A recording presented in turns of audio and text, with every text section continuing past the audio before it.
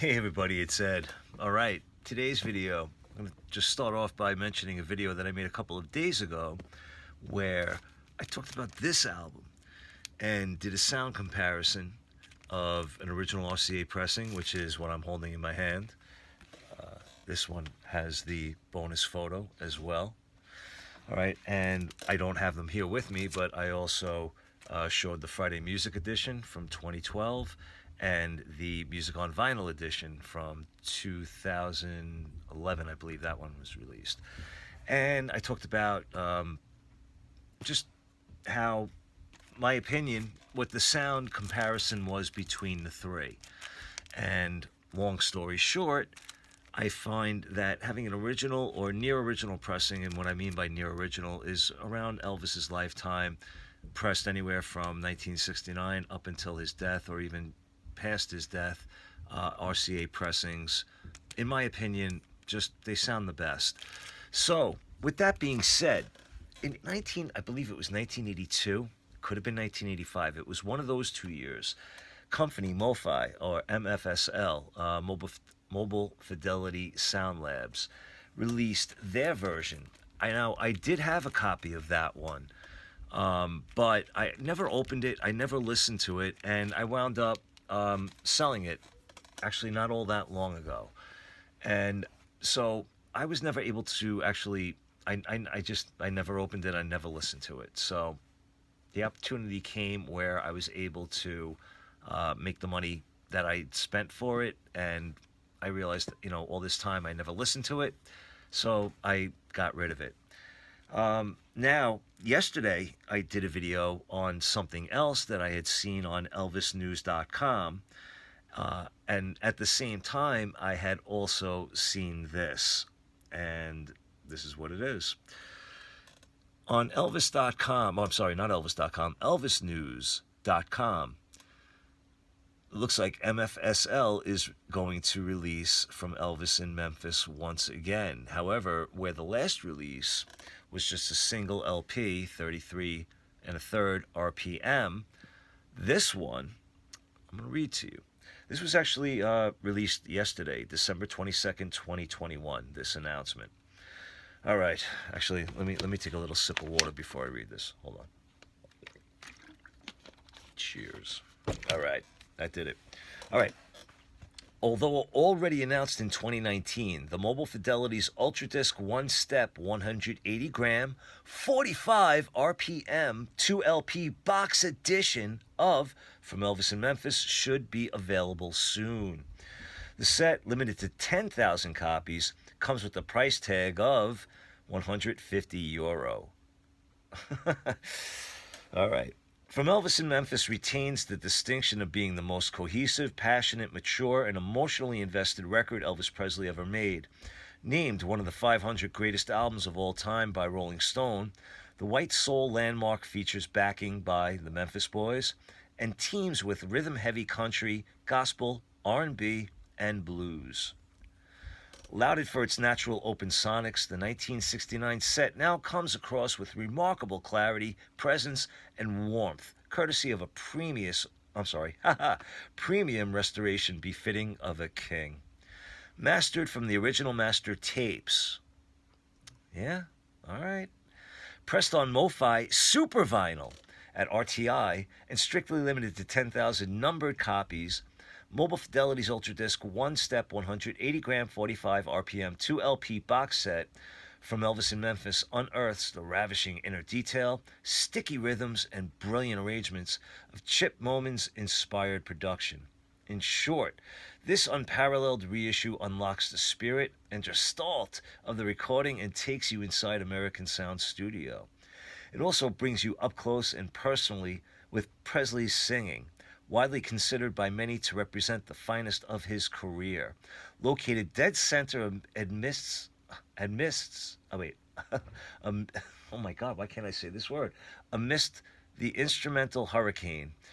Equally impressive are the contributions of the aforementioned boys and how their southern brood playing, a balance of leisure with swiftness, grandiosity, and concision, freedom with control, dovetails with Presley's vernacular. Wow, who wrote this? Lavish packaging and gorgeous presentation of the UDIS from Elvis in Memphis pressing benefit its extremely select status. Housed in a deluxe box, it features special foil stamp jackets and faithful to the original graphics that illuminate the splendor of the recording. No expense has been spared. Orally and visually, the UDIS reissue exists as a curatorial artifact meant to be preserved, pored over, touched, and examined. It is made for discerning listeners that prize sound quality and production and who desire to fully immerse themselves in the art and everything involved with the album, from the images to the finishes. I don't know if I can read any more of this. This is like ponderous. Sharing much in common with the full, rich, orchestrated Stax record sound, From Elvis in Memphis oozes with choice nuances and distinctive flourishes that on this ultra hi-fi edition not only arise with previously unheard transparency and sharpness, but complement and serve the whole. Oh my God. Take the specific tonalities and bleeding of violas, cellos, and horns that communicate mood and serve as counterpoints, or lively performances of the backing quintet, or how the piano and Hammond organ trace the lines of the melodies in Presley's lead. Listening to the uplifting support provided by the cadre of backing vocalists, more than a dozen credited, unrivaled in Presley's canon, and a precursor to the approach he'd soon adopt in Las Vegas. My God, there is more. I need another sip of water. Excuse me. This is ponderous. I think ponderous. Of course, From Elvis in Memphis precedes the icon's transition into his glitzy jumpsuit phase and follows his merciful move away from the hoary soundtrack work that consumed nearly a decade of his creative life and prompted a rebirth that began in 1968.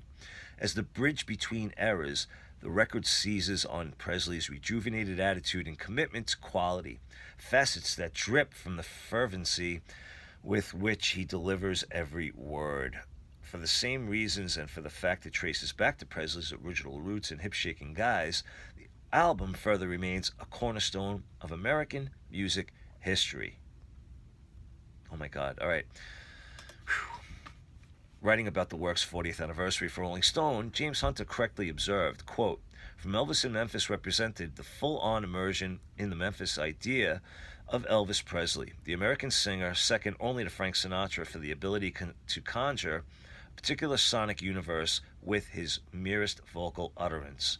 And from the album's first song, in which a bluesy Elvis aspires a woman wearing that loved-on look, to its last, in which a more straight-up pop Elvis regrets the injustices of life in the ghetto, his fully engaged, newly energized voice finds its most logical album setting in years, unquote. Incredibly, Presley and company completed more than 24 cuts from Elvis in Memphis. One, Suspicious Minds, turned into the vocalist's final chart-topping single and lingers as one of his most beloved rock and roll numbers. Even though it never formally appeared on the record, the non-album song is included here as a bonus track and attains newfound depth, energy, and swagger. Coupled with the other dozen tracks, including the sultry Power of My Love, ballad take of Dallas Frazier's True Love Travels on a Gravel Road, and driving cover of Hank Snow's I'm Moving On, it makes for the finest Elvis listening experience available. All right, the tracks are Wearing That Loved On Look, Only the Strong Survive, I'll Hold You in My Heart, Till I Can Hold You in My Arms, Long Black Limousine, It Keeps Right On Hurtin', I'm Moving On, Power of My Love, Gentle on My Mind, After Loving You, True Love Travels on a Gravel Road, Any Day Now, In the Ghetto, and Suspicious Minds. All right, and then it goes into the whole Mobile Fidelity. It says more about Mobile Fidelity Ultra Disc One Step, but I'm shot, and this is like 10 paragraphs. My voice is gone. And then it also goes into MoFi Super Vinyl. I really want to read about Super Vinyl, but you know what? You can go to elvisnews.com and you can read this all yourself. The title of this article is From Elvis in Memphis Again, and it was posted on December 22nd, 2022. So there you have it. So I've checked musicdirect.com. They have it listed for $125, free shipping, and on any order over $50. So if you order it from them, they have a limit of two that you can buy. But you know what? At 125 bucks, I'm really on the fence about buying one. But I most likely will get it. So I don't know. We'll see what happens. But yeah, it's on the list. Looking forward to hearing it. I want to see if it can improve on the original pressing. I'm gonna say it probably doesn't, but who the hell knows? Maybe they'll surprise us, especially at the 45 RPM. That's pretty cool. So that alone makes me want to get it. But the price is kind of offsetting as well. All right, this one on a little bit longer than I anticipated, but I would really love to hear what your thoughts are. If this is something you would plan on getting or not. And yeah, so let me know in the comments. All right, everybody, appreciate you watching. Be good to yourselves, be good to each other, and take care.